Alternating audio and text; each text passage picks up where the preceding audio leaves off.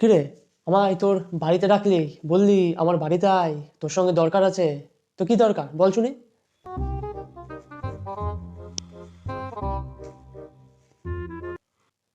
কি হলো বল, কি বলবি, আমায় ডাকলি কেন? কি করছিস রে তখন থেকে খাতায়? কি আঁকে বুকে কি কাটছিস?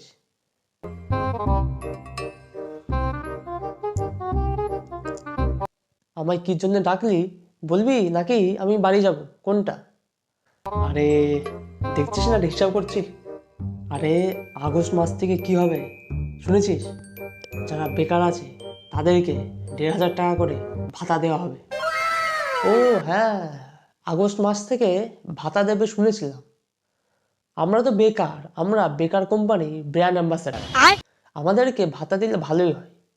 তো সেই জন্য হিসাব করছি যে কোন খাতে কোন টাকা খরচ করব।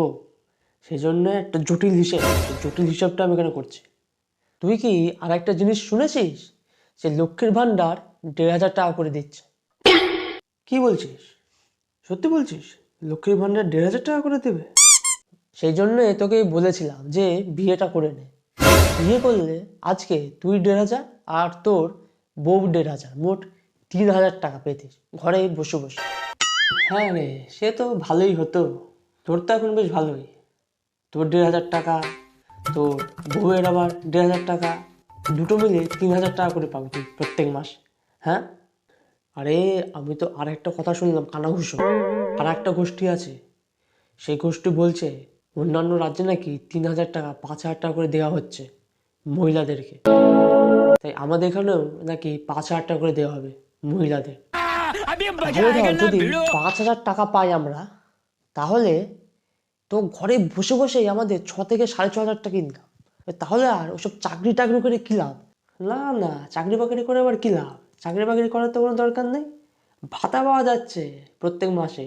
ঘরে শুয়ে বসে যদি মাসে 6 থেকে 6,500 টাকা ইনকাম হয়, তাহলে ওসব চাকরি টাকরি করে কোনো লাভ নেই, ওসব চাকরির কোনো দরকারও নেই। চাকরি নেই এই অনেক ভালো।